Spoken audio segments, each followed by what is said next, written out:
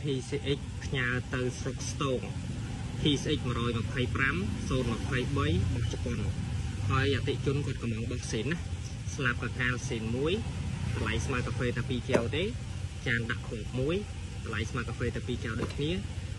គ្រាប់មួយឈុតស្មើកាហ្វេ2កែវដូចគ្នាអានេះសិតតែគ្រឿងសេនក្រុមហ៊ុន Honda ចំហើយខ្លាញ់គោសេនមួយទីបហើយប្រាំងចុងកាតាសេនមួយមានលោតស្ទាន់ហើយនឹងជាប់គ្នាសេនមួយប្រាំងនេះកាហ្វេតែ2កែវទេប្រាំងចុងកាតាហើយជាប់គ្នាកាហ្វេតែមួយកន្លះកែវអីទេហើយនឹងខ្សែពៀននេះតម្លៃស្មើកាហ្វេតែ3កែវទេអញ្ចឹងគ្រឿងសេនអានេះខ្សែពៀនសេនដូចគ្នាអញ្ចឹងគាត់យកទៅតឡើងជាមួយនឹង PCX គឺយើងដាក់គ្រឿងសេនអញ្ចឹងយើងធ្វើតែម្ដងឲ្យហើយតែម្ដងមិនចាំបាច់ធ្វើច្រើនដងអញ្ចឹងណាអញ្ចឹងដូចម៉ូតូអតិជនមួយនេះគាត់ធ្លាប់ធ្វើហើយប៉ុន្តែអត់ស្ងាត់ឥឡូវនេះគាត់កំងគ្រឿងសេនយកទៅដាក់តែម្ដងបាទគាត់ដូរដែរប៉ុន្តែអត់បានសេនចំណាដោយប្រាំងចុងកាតានេះគាត់ដូរអត់បានសេនចំទេឥឡូវគាត់ដាក់បោះសេនចំវិញអញ្ចឹងដាក់បោះសេនចំទៅគឺវាស្ងាត់ល្អវាស្រួលប្រើអញ្ចឹងណាវាប្រើប្រាស់បានយូរអញ្ចឹងបើចង់ឲ្យ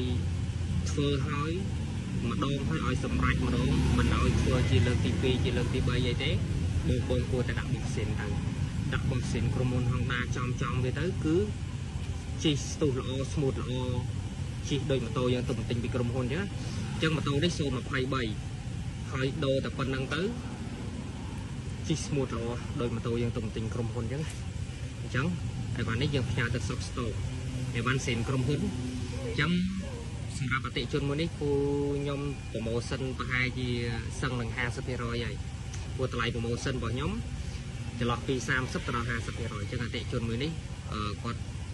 សុំចុះថ្លៃចុះអីចឹងហើយណាមួយគាត់យកទៅដាក់ខ្លួនឯងអញ្ចឹងខ្ញុំចុះតម្លៃសឹងតែ 50% គ្រប់មុខហើយបើសិនជាអតិជននៅតាមខេត្តចឹងបានអាចមកតាក់ទងមកខាងខ្ញុំបានហើយអតិជននៅពេញបើចង់មកដាក់អាចតាក់ទងមកខាងខ្ញុំបានគឺយើងដាក់គ្រឿងសេនអានេះចឹងគ្រឿងសេនបងមើលចាប់ពី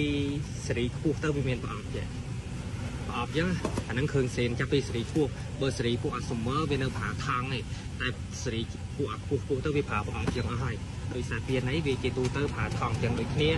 ប្រាំងអីហ្នឹងស្អីហ្នឹងគឺប្រើថង់ចឹងហើយចឹងយើងដាក់បោះសេនទៅដើម្បីឲ្យម៉ូតូយើងការប្រើប្រាស់បានយូរបានធន់ហើយនឹងធ្វើម្ដងឲ្យស្រេចតែម្ដងមិនចាំបាច់ធ្វើម្ដងជា2ដងអីទេចឹងណាចឹងចង់បានអាចតាក់ទងមកខាងខ្ញុំបាន